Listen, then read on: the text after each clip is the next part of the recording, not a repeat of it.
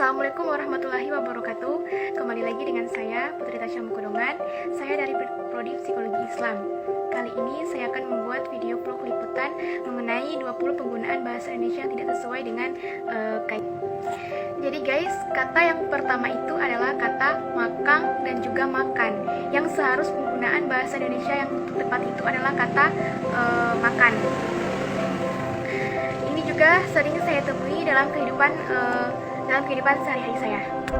Bahasa yang kedua itu adalah bahasa antre dan juga antri. Yang seharusnya penggunaan bahasa Indonesia yang tepat itu adalah kata antre.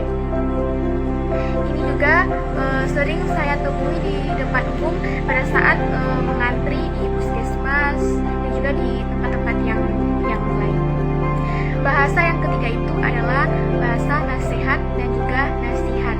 Yang seharusnya penggunaan bahasa yang tepat itu adalah kata nasihat. Ini sering saya temui di depan. Bahasa yang keempat itu adalah bahasa peduli dan juga peduli. Penggunaan bahasa yang tepat itu adalah bahasa peduli.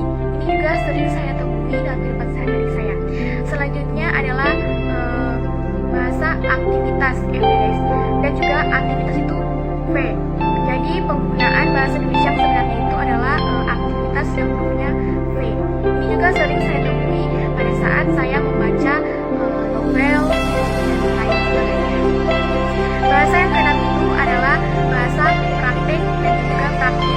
Jadi penggunaan bahasa Indonesia yang lebih baik dan benar itu adalah kata praktik. Ini juga sering saya temui pada saat saya mengantri praktek.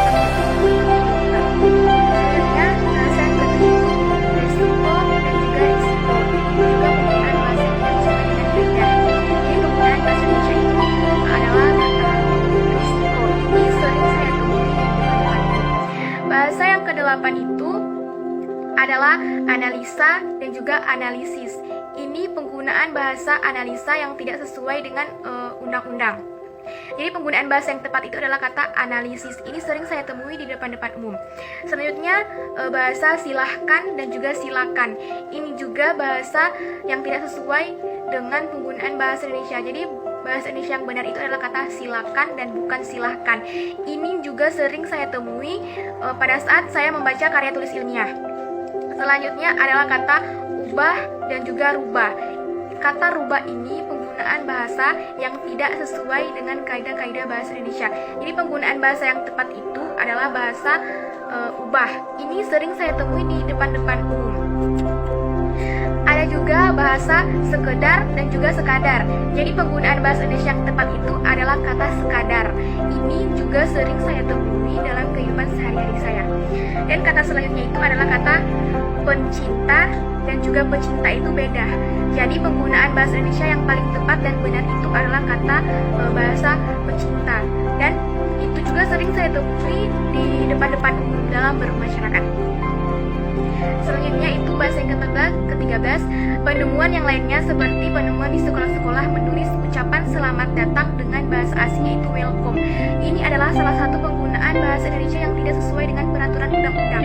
Jadi seharusnya bahasa asing itu kita harus ganti dengan bahasa Indonesia kita. Jadi bahasa welcome itu kita ganti dengan bahasa Indonesia itu selamat datang. Bahasa yang ke-14 itu adalah kata bahasa exit dan juga exit. Ini juga sering saya temui di depan-depan umum di bahasa. Jadi penggunaan bahasa yang tepat itu adalah keluar. Jadi kita harus menggunakan bahasa Indonesia kita dan bukan menggunakan bahasa asing. Nah, bahasa yang selanjutnya itu yang sering saya temui di Sulawesi Utara itu adalah kata bahasa tidur dan juga tidur. Jadi penggunaan bahasa yang sesuai dengan kaidah-kaidah bahasa Indonesia yang sesuai dengan peraturan undang-undang itu adalah bahasa Indonesia adalah kata tidur dan bukan tidur. Ini juga sering saya temui di kehidupan sehari-hari saya.